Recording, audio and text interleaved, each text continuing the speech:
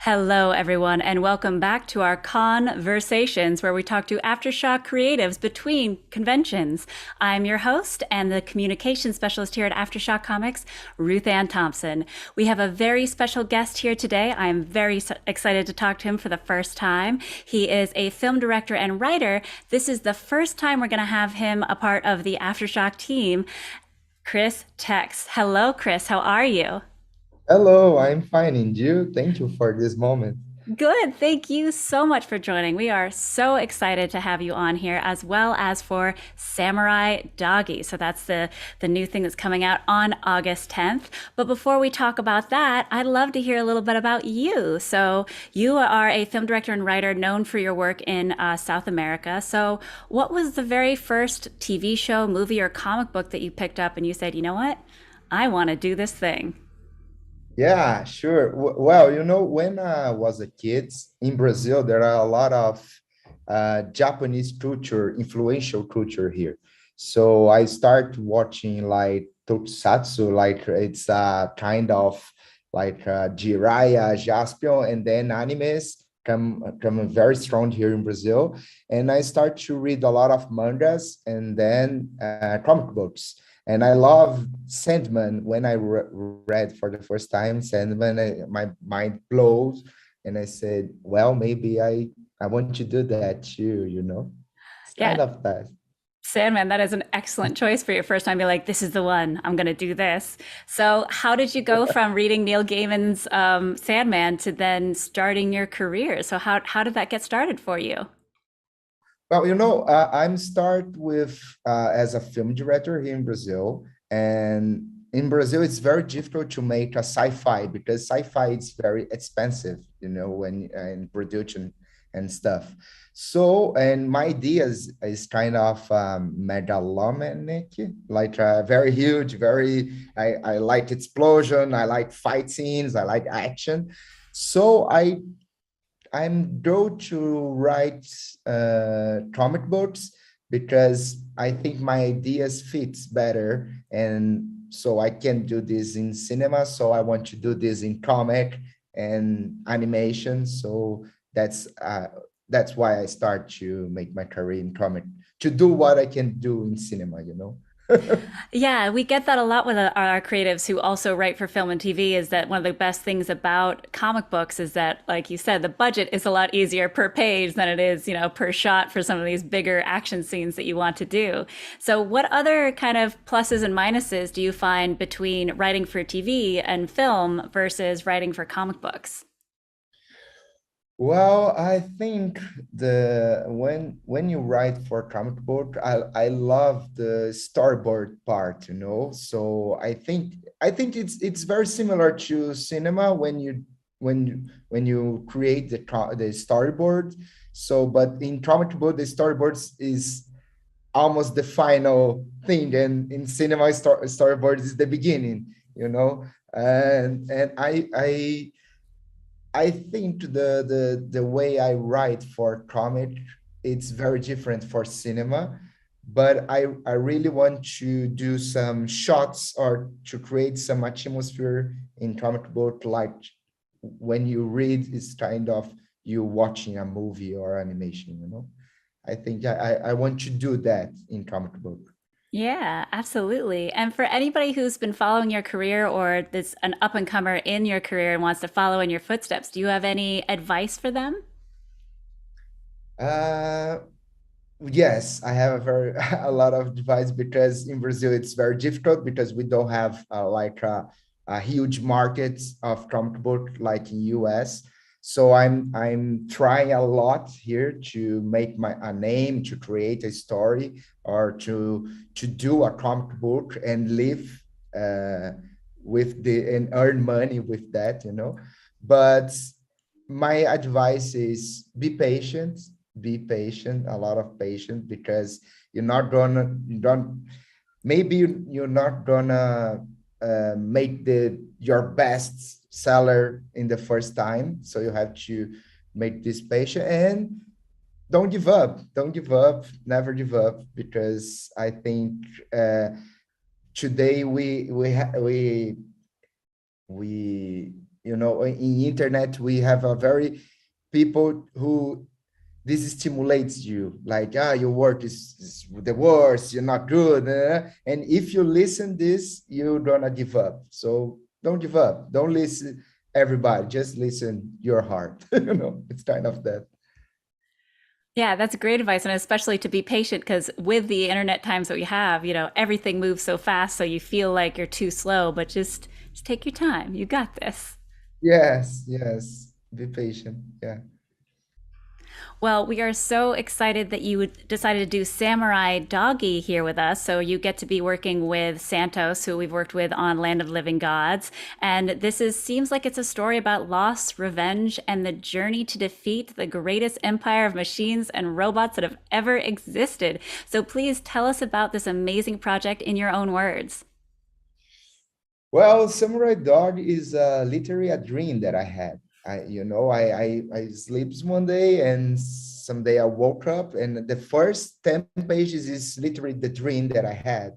So I start to write and I call Santos and say, maybe I have a good story here.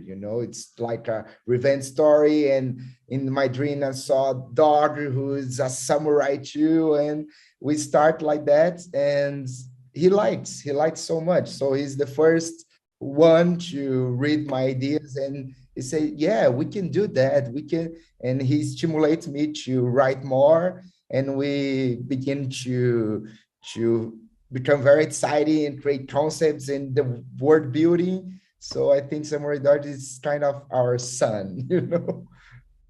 Absolutely. I didn't even know that it came from a dream. I knew that it had a lot of, like you mentioned earlier, you liked a lot of anime growing up and all that kind of stuff. So you can definitely feel a lot of anime influence, but I love that it was very specifically a dream that you had. So tell us about that dream because so basically we have this young dog who had lost his parents and all of his siblings had been taken away and then he was left for dead. So tell us a little bit about the opening and where it's going to go from there. Yeah, well, when I have this dream, it's literally that scene that he lost his mom and his siblings gonna take by a mysterious man, and we don't know who's this guy, and all that scene is it's kind of the shots that I had in my mind, and I think this is a good point to start.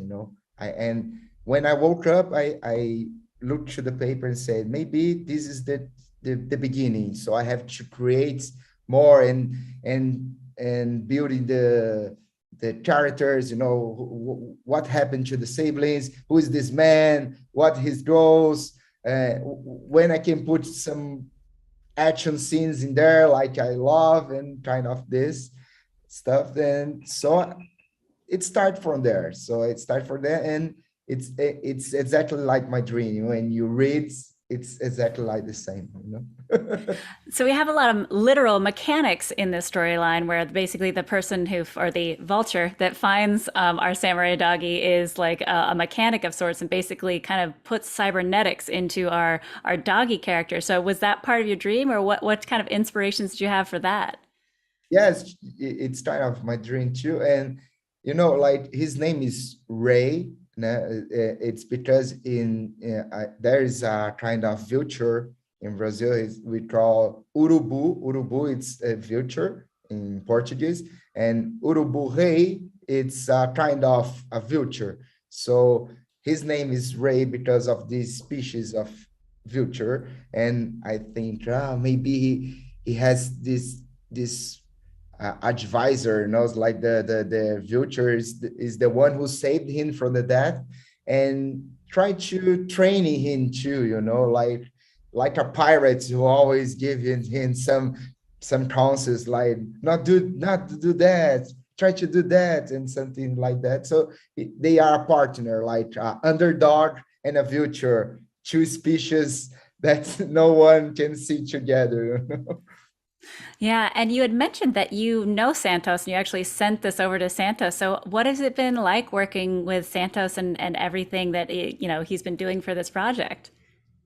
Well, I met Santos for a long time. We are friends like 10 years. He was my teacher I tried to draw some things of my mind, so but I'm very I'm very bad to drawing stuff, but he loves my ideas. When I was his student, he said, dude, you have a very good ideas, very good stories. Maybe we can together try to create something, something together. So I writing and he made the concepts and we start to do this relationship in this project. So we are very good friends and our process is very close because he is the first one to read my ideas, to point some critiques, and I'm the first one to change the storyboard and try to create the concept together and stuff like that. So it's very union project. Yeah, that's so wonderful. I had no idea that you guys had known each other for so long. That's wonderful. So far working on the project with him, do you have any favorite scenes or characters or panels specifically that he's done for you? Yeah, I have a lot. I love that page when Dog is eating a bao. Bao, it's a kind of food, and a lot Yeah. of things in Samurai Dog I put because I traveled to Japan and 2 years ago. So a lot of stories or scenes or sceneries you see, it's of my this travel that I did for the country of Japan. And I love this page that he's eating about, and that's the poster of his brother like behind him, and he's looked for his brother, and his brother now is a celebrity. And there's other pages that a full page with 2 pages that Doty made his attack and explode a robot, and there's a lot of particles flying in the way. I love this stuff. And onomatopoeic, I don't know the name in English, like the graphic Oh, when yeah. Like pages the like pow, wham, that kind of stuff. Yeah. kind of stuff. It's like graffitis, like Oh, yeah, like graffiti. That's gonna be so cool. yes, yes. So we try to create these things in pages. So I love these pages. Yes, and we have issue one that's going to be on shelves and at your local comic book shop on August 10th. So, got to make sure to add this to your pull list ASAP since the second issue will be FOCing on August 22nd. So, for all those watching, is there any hints that you can give about the storyline or what's going to happen next for Samurai Doggy without any spoilers? Well, it's very difficult question, but I think we gonna we're gonna explore the city of Sky Panel. That's the first city that's the first arc that we create. We build a map. So in the end of the comic book, you're gonna see the map of the world of Samurai Dog. And the first arc is about the Sky Panel city. It's like the megalopolis city of the worlds, like the main city. So we're gonna explore the city and see how's the city in the day, in the night, people there, and if Dart finds his siblings and the killer of his mom. Oh, well, all very exciting stuff. Chris, thank you so much for joining us today. Where can everybody find you on social media? Yeah, we can find me in Instagram and Twitter, like Chris Tex. You just say Chris Tex, Tex, and I think it's that Chris Tex. It's very easy. Perfect. Keep it simple. Yeah. Well, thank you so much. Again, Samurai Doggy will be on shelves on August 10th. Thank you again so much for joining us. Thank you. Thanks so much for you guys for the space that you give me. Sorry about my rusty English again because I'm speak Portuguese, so I'm very nervous sometimes. But it's very good opportunity. Thank you so much. Thank you. Thank you. Thank you all so much for joining this conversation with Chris Tex. Make sure to like, subscribe, and hit that notification bell because we're going to have conversations every single week from now on. And if there's any creatives that you want us to speak to directly, make sure you comment below and we'll grab them and make sure to have them on the next show. Until then, stay safe, make sure to wash your hands, keep your distance, wear your masks, and only read dangerously.